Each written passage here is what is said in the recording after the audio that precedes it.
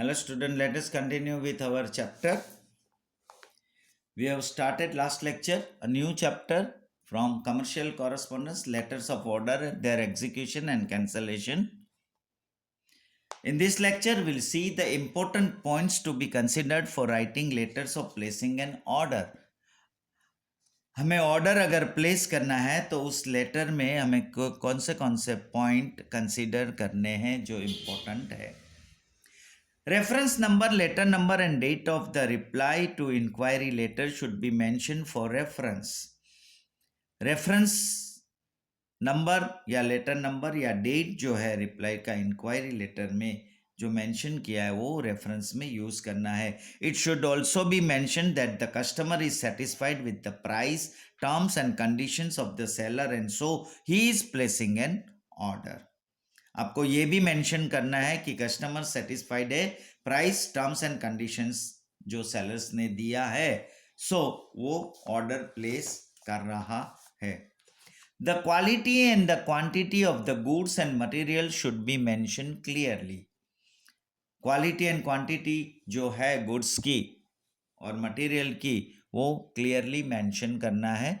The goods and item should be described completely and if there is any special instruction it should also be mentioned.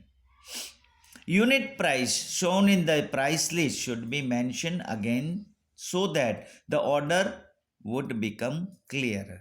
जो price list में जो mention किया था वही unit price show करना है. The seller should be instructed for the specific packing according to the size and quality of the goods the buyer wants. Seller should instructed for the specific packing. Seller वो instruct करना है कोई specific packing चाहिए according to size and quality जो buyer को चाहिए, buyer wants. He should also be instructed for a particular type of packing so that the goods may not be affected climate. कुछ ऐसे goods जो है climate की वजह से अफेक्ट होते हैं तो उसको पर्टिकुलर टाइप ऑफ पैकिंग में देना, इंस्ट्रक्शन करना ज़रूरी है. If the seller expects the buyer to send a part of the full amount, then the letter should include the detail of the same. For example, check, demand draft, etc. अगर buyer जो है वो seller को part of the full amount का part payment कर रहा है तो लेटर में उसकी डिटेल्स इंक्लूड करना ज़रूरी है. If the goods are to be bought on credit one must mention the time limit within which payment should be made. अगर गुड्स जो है वो क्रेडिट बेसिस पे खरीद रहा है तो उसमें टाइम लिमिट भी मेंशन करना ज़रूरी है ताकि पेमेंट उस हिसाब से एक्सपेक्ट कर सके. If the seller is not informed about mode of transportation, the buyer should suggest the transport facility suitable to him or sending the goods.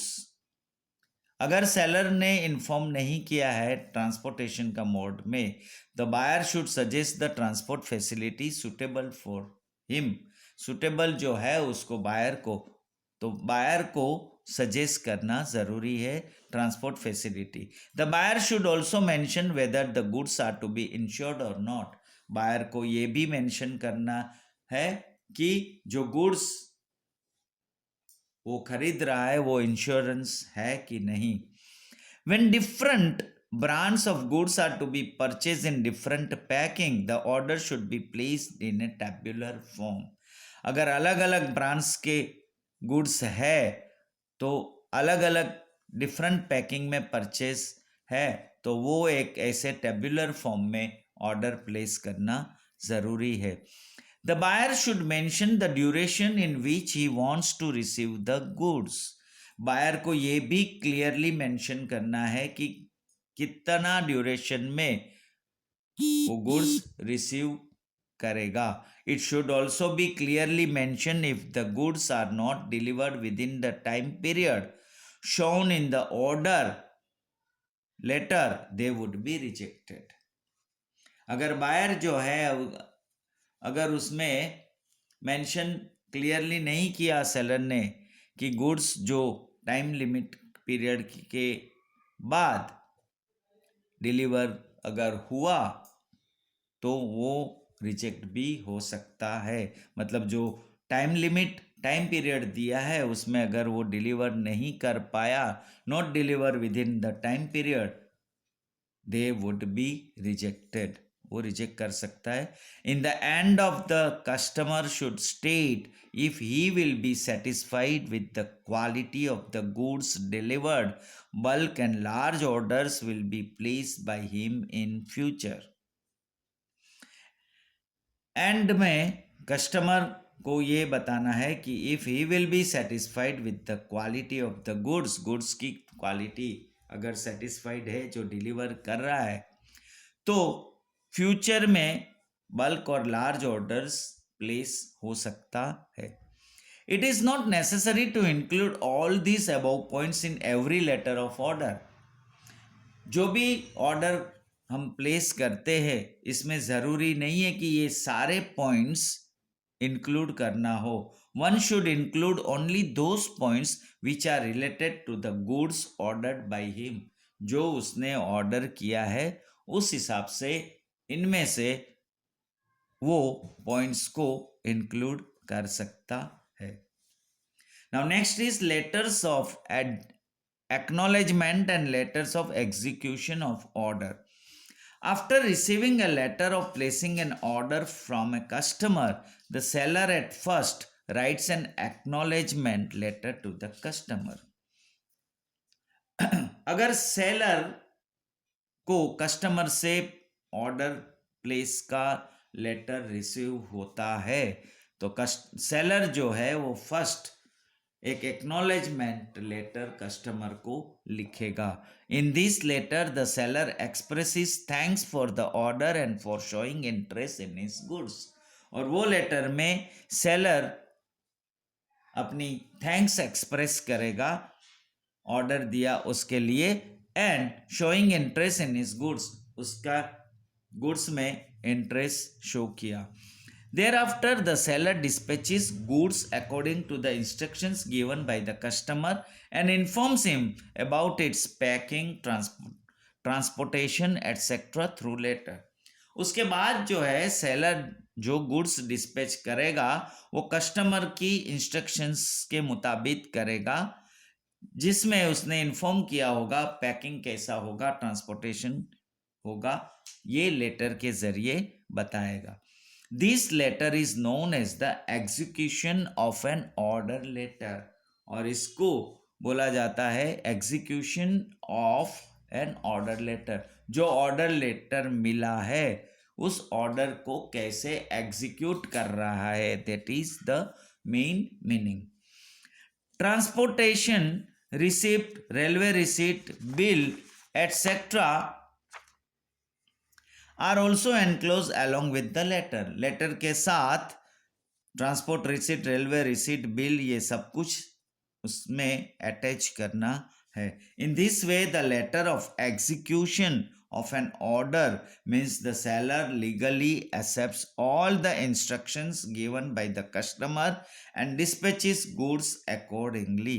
और इसके ज़रिए जो लेटर ऑफ एग्जीक्यूशन है order of an order means, इसका मतलब the seller legally accept, seller ने legally accept किया है all the instructions given by the customer, customer ने जो भी इंस्ट्रक्शंस दिया है वो एक्सेप्टेबल है, एंड डिस्पैचेस गुड्स अकॉर्डिंगली, और उसके मुताबिक वो गुड्स को डिस्पैच करेगा। If the seller does not have sufficient stock of the goods required by the customer, customer को जितना गुड्स की रिक्वायरमेंट है उस हिसाब से अगर सेलर के पास सफिशिएंट स्टॉक नहीं है, he either asks to extend time limit or to allow him to execute the order in part or suggest substitute goods। तो उस टाइम पे, ऐसी सिचुएशन पे, ऐसी पोजीशन में seller ask to extend time limit थोड़ा बढ़ा दो, और to allow him to execute the order in part, या पार्ट में वो ऑर्डर को एग्जीक्यूट करे, वो अलाउ दे दो, परमिशन दे दो, और सजेस्ट सब्सटीट्यूट गुड्स, या फिर वो सब्सटीट्यूट गुड्स के कुछ suggestion they. As these points are related to execution of an order, letter for the same are also written.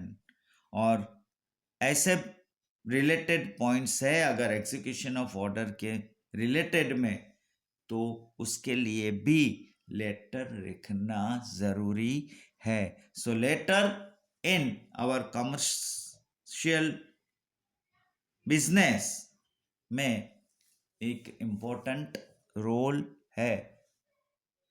So here we stop our today's lecture. Next lecture we'll see the points to be considered while writing a letter of acknowledgement and execution of an order. कौन से point को consider किया जाता है ऐसे acknowledgement letter लिखते हैं या एग्जीक्यूशन ऑफ एन ऑर्डर का लेटर लिखते हैं, तो कौन से पॉइंट को ध्यान में रखना है. Will see next lecture. Thank you.